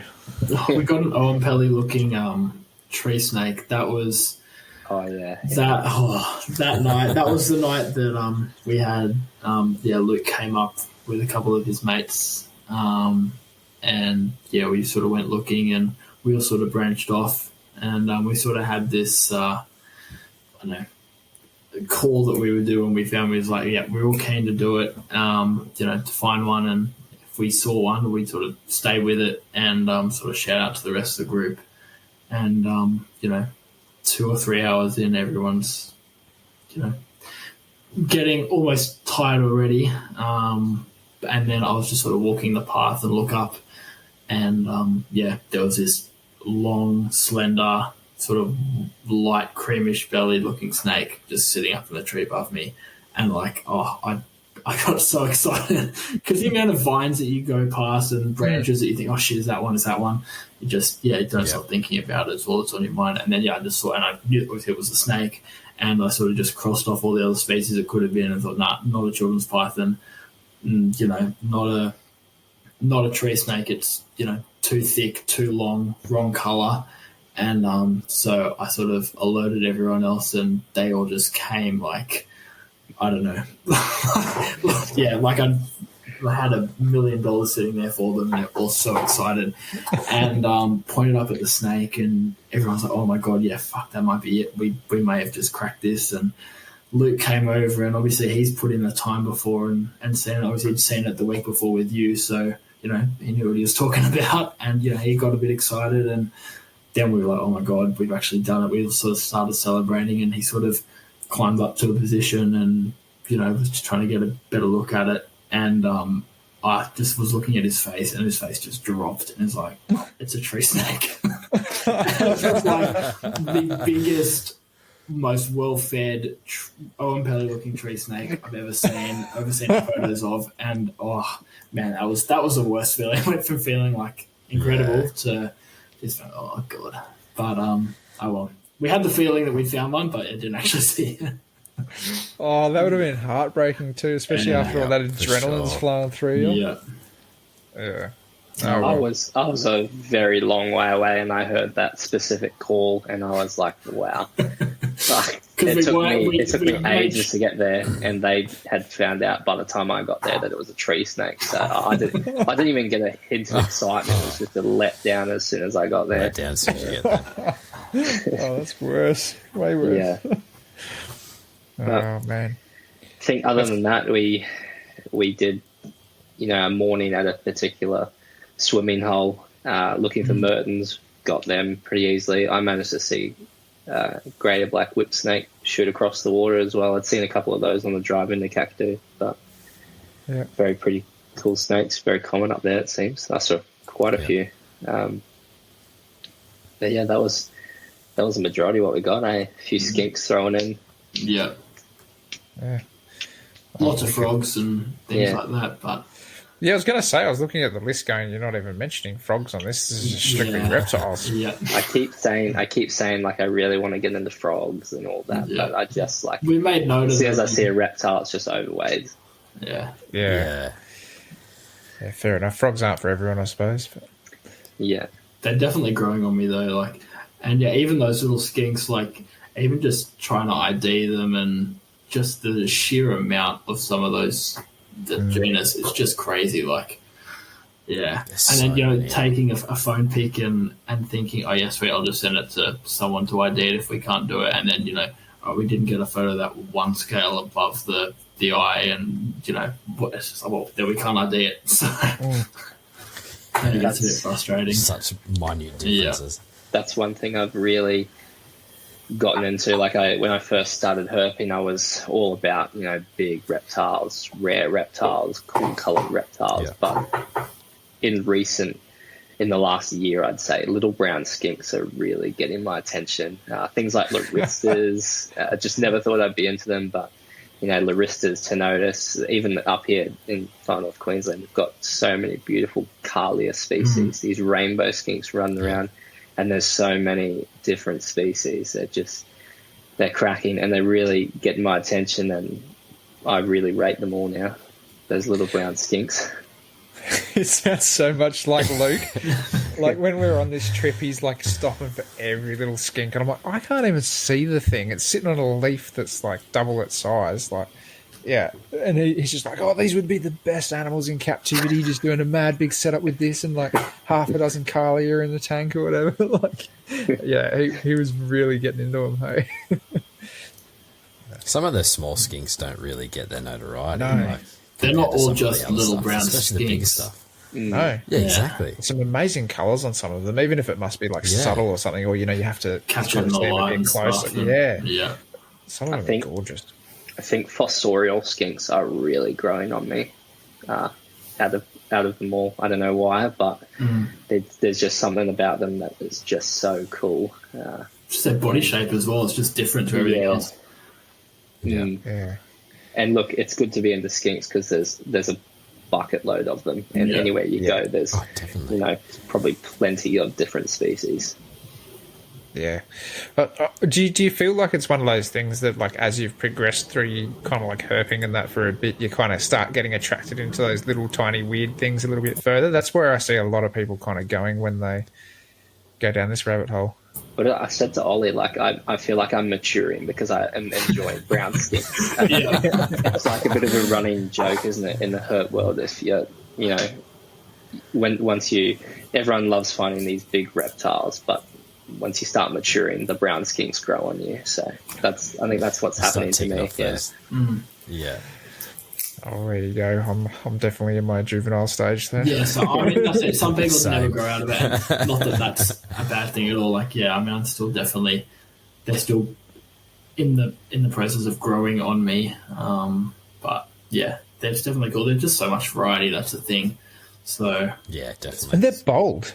Like, little skinks are generally pretty bold. That's what I found with especially a lot of the Carlia and that we were looking at. Like, they'd come back out on the rock and sit to you and look at you and do like the weird little tail wags and all sorts of behaviours. And I don't know whose Instagram it was. It might have been Ricky's. That some stories he puts up where he's out there working like and he's just hand-feeding. hand feeding them little flies and stuff. They jump right on his arm and they just take it straight from his fingers. That's pretty cool. So yeah, definitely got some personality. Yeah. Oh, wicked animals. So after that, you pretty much, was that kind of like the wrap up of your trip? You kind of finished up at Kakadu and then... Yeah, we just sort of, had, I think it was like 4 or 5 nights there and, we tried our best and put a lot of hours in. Just crazy amount of hours. But, people go up there year after year and come out empty-handed. So, we were just keen after... we thought, Luke's got one after 15 minutes, we'll get one after 3. So we thought we'd try and one up here, but that was never going to happen. We headed back out to Darwin and, I flew back to Sydney from Darwin and, Reid and the others sort of just slowly headed back. Yeah. Did you herp on the way back or did you kind of just... we just sort of... We hightailed it, yeah. Yeah. Yeah, fair enough. It's funny because you kind of get to a stage where you're almost a bit just burnt out. You're kind of like, okay. Yeah, you would. You just want to hit home. Yeah, I mean, it's the mixture between the heat and, sleeping Sausage 1 rolls. to 3 hours a night for 2 weeks in a row and, being hyped up on caffeine and, energy drinks and stuff and, definitely, you put it all in for the 2 weeks, but then by the end of it, you're like, all right, you just crash. Yeah. Yeah, we didn't even herp out last night, pretty much. Like, I think we just spent a bit too much time at the pub and it already got dark on us and we were like, okay, well, let's just go camp where we were the night before or whatever, and pretty much had an early night to bed and actually had, I think 6 hours sleep that night or something, which was... Luxury. Yeah. it's pretty welcome. But I mean, you know, we came off the back of finding the OP the night before, so we're kind of like, we're all spent. Like, Yeah, that was going to top it. Yeah. that was done. Awesome. But, yeah, we were lucky, very lucky. Oh, what a trip, eh? Yeah. That makes me, every time I hear people like chatting about herping, it just makes me want to go so bad. It makes me want to go up to Cairns. Yeah. Do it. You're welcome to come up. Yep. Yeah, I think that's my next place. I'm lucky up here. that way. It's you know, even the winter up here, it still reaches pretty reasonable daytime temperatures, and it's, you know, you're still finding plenty of reptiles during the days. Yeah. And then, like I said before, the nights aren't dropping too low either, so they can still be okay Yes. as well. I've seen a few people still finding green. Yeah, greens they've had a in season June, for it. July. So. Yeah. Even just the juveniles, like I think Jesse just came back and he got three juveniles and, you know, obviously some adults and stuff, and Yeah. crazy. Yeah. I mean, that's one place I definitely want to go to. So, Yeah, that's on the cards for sure. yeah. Yeah, I think my next kind of dream trip will be, I'd love to go and do the rainforest, but I think I'm getting drawn towards WA, going over towards like the Pilbara and going north from there. Mm-hmm. Yeah. Yeah. Yeah, I'd love to do that too. I think we've got a few trips planned. I'm going to do the Cape in or Iron Range for 5 days in a couple of months' time, just around August. Yep. Then we've got the Barclay, Lawn Hill, mainly on the Barclay in October for a bit. But then WA also piques my interest. We're going to do a big one next year, planned around rough scale pythons. I'd love to go up to the Mitchell Plateau and then we'll drop down into the Pilbara, Carangini a bit and come back across the Barclay. Oh, that'd be fucking sick. Yeah, awesome. Yeah. That's a good one. Yeah, it'll be great. I haven't done the Pilbara, so it's, you know, that's the exciting thing about habitats you haven't been to. You know, everything you see is going to be, you know, mostly new. Yeah. Yeah. Oh, that makes me jealous. That makes me very jealous. Yeah. That one in particular, like rough scales, tick, Pilbara, tick, back through the Barclay, tick. Yeah, it's a big one. But we're both very keen for that. Mm. And then I think we're keen on doing another sort of Central Oz, sort of further southwestern Australia. So based around, do Uluru for a bit. We didn't spend too much time in Uluru. Did Alice Springs instead, but I'd love to plan a trip around Temporalis, that new taipan out there in western or eastern WA. But spend a week looking for that and a week in Uluru. So that's another one we got planned. And then I think early 2024 we'll do just a full Pilbara trip, just gun it over the Pilbara, spend time there, maybe head to the southern parts of WA, like Murchison region, Goldfields, and come back across. Oh, we could plan trips out to 2100 and we still wouldn't cover half the bloody country. So Yeah. That's the thing, right? Like, there's so much to see out there, and as soon as you go to one place and you're like, you go there thinking you're going to, you know, potentially tick it all off, but like I could keep going back to just the Northern Territory for the rest of my life, and I still wouldn't see everything. You know, like, you're not going to cover it. Yeah, beautiful habitats. Oh, something that I kind of thought that we might touch on is because you guys were kind of mentioning that you might have a couple of other herp stories, like quicker herp stories or whatever, about some of your other trips. It sounded like you had a few interesting tales to potentially mention. I know. Was it the Alice Springs trip that you were talking about with the bread lie? the bread lie? Yeah, that was a cool trip. That was a good one. You touch on that one, Ollie. Yeah, sure. So I think Reid, was living in Brisbane at that stage, and he drove out to Uluru. I mean, you did, part of that trip. You went to Lawn Hill and stuff, didn't you? Yeah, beforehand, touched in Lawn Hill, and then drove. I think had a 15-hour day, drove all the way to Alice that night, spent one night in Alice in the West Max before picking Ollie up the next day. Managed to find copious amounts of mulgars, western brown, stimmies, cool range of geckos. Picked up Ollie and Uluru the next day, and I know Ollie and I had a list of species for that, and breadlie was probably on the top. I think definitely. Yeah, and Ollie had all of one night, and I think we found it on the second night, didn't we? Yeah, that was awesome. That was it was such a cool spot. I'd been out to Alice Springs before for a holiday, but never herping. So and it was the habitat was just next level, and we did a bit of cruising up the West Max and tried out a few of the gorges. They'd had a lot of rain, so some of the main ones were closed, so we couldn't even sort of gain access to them. So we just sort of tried our luck elsewhere. Like Reid said, we got a few the other pythons and some of the gorges. There was like all of these Centralian tree frogs, and the other one was it Roth's tree frogs, something like that. Desert tree frogs. That's right. Yeah, that's it. Yeah. And the snakes, just how they were just like having a feast. It was crazy.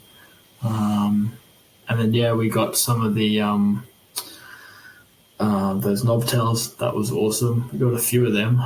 The Amye, that's right. Yeah. Those things are little beasts. They're like tanks. So that was cool. Then we just got them road cruising. So they stood out like a sore thumb, bright red, orange. Did you get to see them sprinting? I think once we let them go, do their thing. Yeah, they definitely move pretty quick. Yeah, I had to run after the one that I found. They're pretty quick. It was going. Stocky little gecko. We saw it. Most of the ones we saw, I think, were just sitting on the road, middle of the road. I did see one after Ollie left. That was, I think he flew back a day or two earlier, and I managed to see one in a rocky cave, and that one definitely bolted as soon as it saw me. So saw a bit of that sprinting. It just shot over the rocky scree with ease. Again, just like those asper do. Yeah, and I think we got the Centralian bandy. That was cool. Tristis, Desert Death Adder. Yeah. With the breadlie, I picked up Ollie and we drove from Uluru to the West Max. It was the heat of the day. I remember we were just looking at habitat and stuff at the time. 42 degrees or something ridiculous. And Ollie found this python and he found it was a breadlie. He found a dead one, though. It's just rotting maggots in it and everything. And it was in an area that you'd think not many people would have got to, because you had to actually swim to get to this area. And I'm sure that probably discouraged a lot of people, but we thought, if there's not many people there might be more stuff out. So when Ollie found that breadlie, I went back there later on that night, and I was looking for them all night long. And I saw a couple of mulgars again, but it was sunrise. I remember I got lost over there. Couldn't actually find my way back. So I was waiting for a bit of light. I was waiting for sunrise because I was like, there's no way I'm going to find my way back. And I found sunrise, and it was about 5 a.m. I was walking back. I was about to enter the water area where I started to swim back to the camp. And I was talking on my GoPro at the time about the night before and, finding that dead breadlie. And as I'm talking on the GoPro, a breadlie just is next to me on the banks of the water, and the stunning, vibrant, the nicest hyper you've seen. Yeah. I was talking about them, and then all of a sudden there was one next to me. This one. So I got a silly, sort of girly live reaction. It's horrible, but yeah, pretty cool. Oh, no matter how you react to it, at least it's authentic, That would have been sheer excitement. Yeah, that was awesome. And then he swam back and told us that he found it, and we were so stoked. And it was just such a stunning example of that species. yeah, it was just wasn't humongous. Like, it wasn't a full adult size. It was probably a few years old, maybe 3 or 4. Yeah. But just the colours, like, it's just bright orange, red. Yeah, nice, healthy snake, and yeah, well, that was pretty cool. Exactly and just the habitat, same colour. Yeah, as the rocky gorges and yeah, the escarpments up above, it just blended straight in.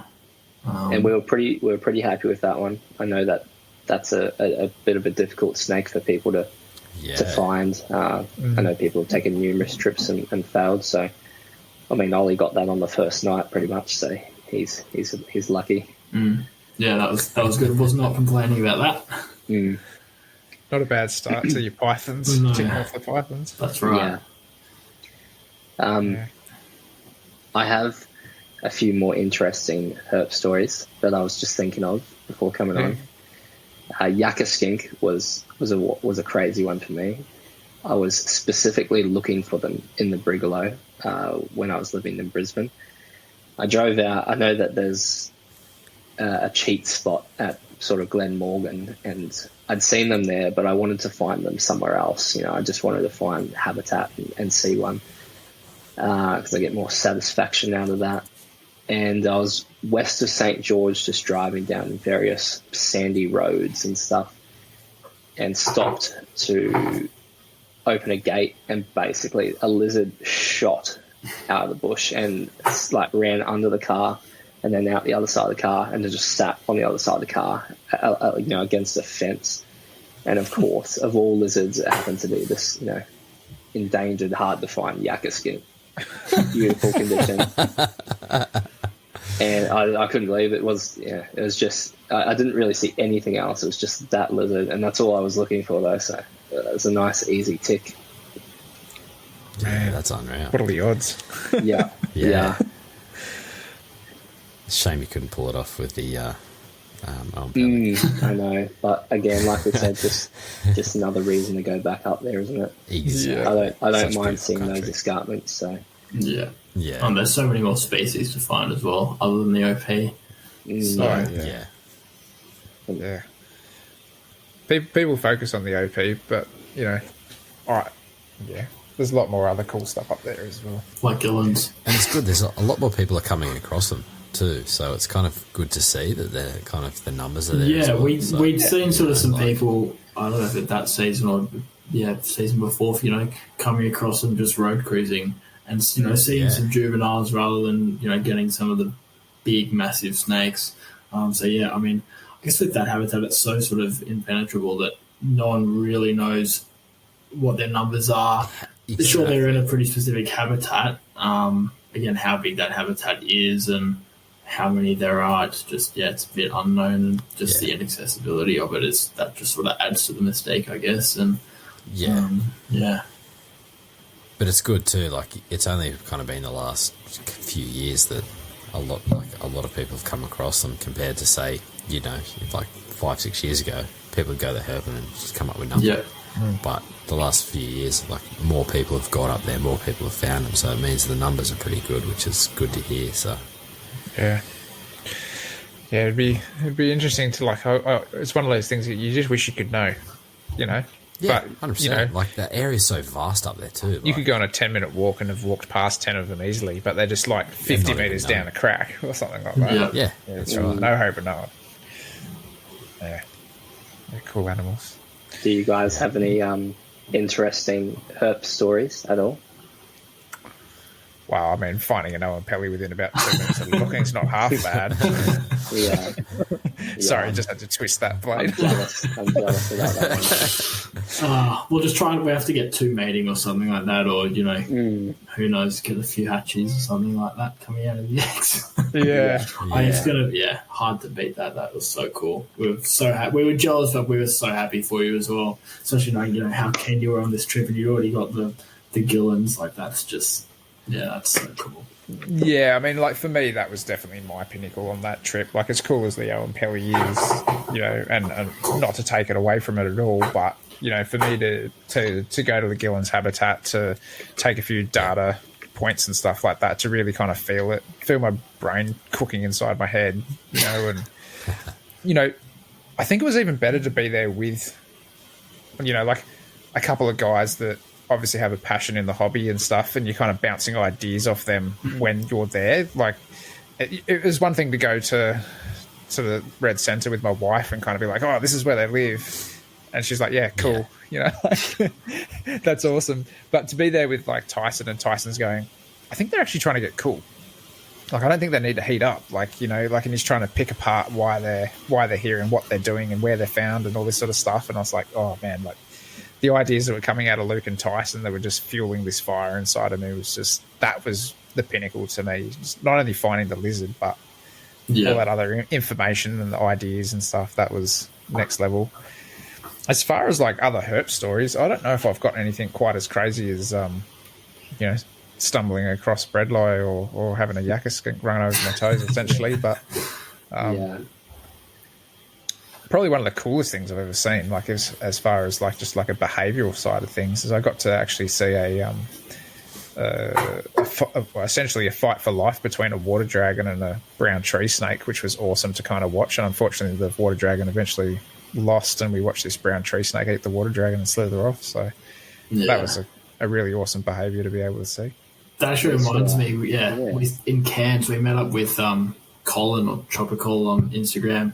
He took us out for the night, and we road cruising, and we just saw this snake brown tree snake just sort of slithering across the road, and we sort of pulled up, and it sort of stopped in its tracks, and we sort of had something sort of, hanging out of its mouth, and there was this just little Tommy Roundhead still sort of writhing, and, must have just caught it before it crossed the road.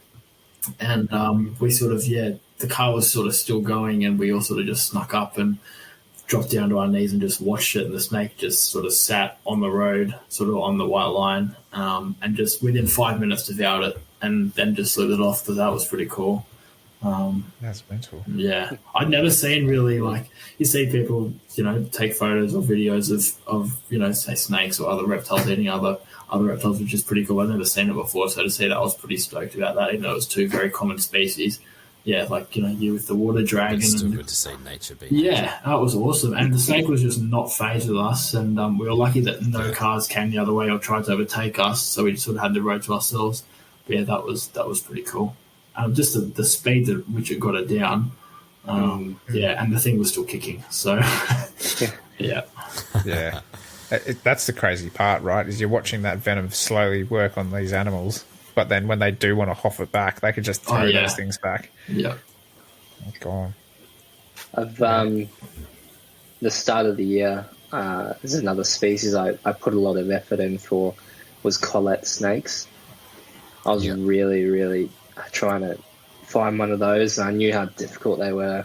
I remember I had 7 days in January, just when I first moved up to Cairns, looking for them. I just went straight out to the black soil, didn't see any, but found everything else. Like, life out there was flourishing and stuff after recent rains. So I was invited to go back out. I got back, and 2 days later, some other friends of mine were going back out for their first time going there, and I was like, yeah, I'll come for a day or two. Went out, I think I drove, spent the whole night herping, met up with them the next day, spent the morning herping, and then that night we were herping all night long, and we'd found like 20 or 30 snakes, stimmies, children's, whatever you call them now. Dirt snakes. And curl snakes, dirt snakes there. Curl snakes are the dirt snakes out there. Curls, we saw a bandy again out there, which is pretty unique. But it was 3 a.m. and we were going to call it a night, and I was driving back, and basically the road was just wet all of a sudden for a 10-kilometre section, and we were driving slowly through that, and a whip snake pulled out in the front of the road, 3 a.m. or something ridiculous like that, one of those crack soil whip snakes. And I looked to Martin, who was next to me in the car at the time, and was getting excited, like, a diurnal snake out at night like this, thinking, there's a chance that the collets could be out. We moved this whip snake off the road because we'd seen a few already, and as we released it, had our head torches on, looking down, it slithers off. I raise my head and my torch is shining on a collet snake. It was like 15 meters off to the side of the road. So it would have crossed the road just like a minute or two before that whip snake as we came around the corner. Yeah. And if that Rimicola wasn't on the road, we wouldn't have stopped and we would never have known that collet was, just there. Oh, wow. So, That's unreal. It's like it was supposed to be. Yeah, it was crazy timing. But yeah, I mean, I just remember that moment, looking up, torch shining on it. You could just tell like this vibrant pinky orange, and we just dropped. Oh. It was a crazy time. Man. They're a stunning snake. They're beautiful. Stunning. Yeah. We got Did it behave a nicely good example. I was fired up, hooded up a few times, bit of attitude, but I think that just it's all part of the experience, really. Yeah. Yeah. Oh, that's awesome, though. So yeah, we managed to see that guy, and that was incredible. I didn't have to spend too much time looking for it in total. But, I've been out to the black soil, I think a total of 12 days looking for them over a couple of trips. So not too much time, which is good. Yeah. Oh, that's awesome. The odds of that, though, again. Yeah. Just Yeah. timing Right is place, right everything. That's the thing with this. It's like you can put in all the work, you can do all the research and talk to all the right people and go to the right habitat at the right time, but you may come up with nothing, or it's just the luck of the game. So And you could go out in the worst conditions and just clean up all that and find it. Yeah. Yeah. Yeah, I was out at Windora looking for inland taipans, and it's a difficult place to find taipans in Queensland, a bit harder than I think South Australia. We had found one with some friends the night before, but the next day was shocking, and a mate I was with, we both wanted to go to the same area and see if we could photograph this same snake in a crack, because we're like, it's freezing cold, windy as. So we basically parked the car and walked on this plain of like just cracks for as far as you could see, trying to figure out, where the snake was last night. And as I yelled out to my friend, this is where it was, I remember he dropped his Coke bottle, and I was looking up at him, and he's like frozen, and he's staring out, and there's a massive, like huge snake. I could see what he was looking at. As we got closer to it, it was two snakes. You could see it was two snakes, and they were a pair of inlands mating.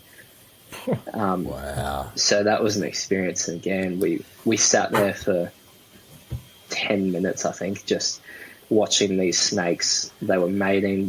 They'd split apart, and he would chase her down, and they'd join back again, mate for a little longer, split apart, hissing the whole time, biting. It was something else. Wow. That's that sort of stuff that you just, awesome. like, not many people tell those sorts of stories, or have the opportunity to tell those sorts of stories because they don't come across that sort of stuff. that was a cool thing about it. Yeah, I think it was the first time that people had ever observed that mating behaviour of, is that right, Reid? The first time Yeah, you've seen it, yeah. In the wild, yeah. In captivity, seen it a few times. Obviously. But in the wild, so did a bit of a TV story for it. Yeah, That's awesome. it was fun. We've got plenty of cool footage from that experience. I need to share that. I think Ollie and I have joined forces, and we're going to film a lot more of these trips that we go on. And in spite of it, we're watching everyone else start doing the same thing. It's awesome to see, though. We got a few clips from this last trip. We actually got a whole artwork made up for our, I guess, potential YouTube channel and stuff, and we just haven't put that out yet. But yeah, definitely future trips we're going to try and just get a bit of footage and habitat and I guess just sort of more, I guess, observations of the animals just doing what they do in the wild, and them going about their business, and maybe sharing the temperature, and we bring a UVB reader, what the UVB rating is, and all sorts of things, just stuff that I guess people, I think, are being a lot more conscious of bringing natural habitats into, their keeping at home. So being able to take any data, because, I mean, really, there's so little data out there. Even say for a species like a central bearded dragon, like who knows how much UVB they need, People put 14% UVB for 12 hours a day, 7 days a week, but, just stuff like that, any little bit of information that, you might come across that's kind of cool and people might, utilise and, just doing their thing, I guess. I think people love to see animals moving around in the wild, just doing their thing, and I think that's just what we want to do. We see plenty of interesting species, and I know there's probably a great audience that would love to see similar stuff. So watch this space. Watch this space, exactly. I don't think there's enough people in that sort of niche. Definitely. That's one thing that you see guys like Ricky Mack and Josh and Green. Mark Green. Kai Gould and Michael. Yep. And like Kieran's doing some great stuff, getting his channel started up. Yeah.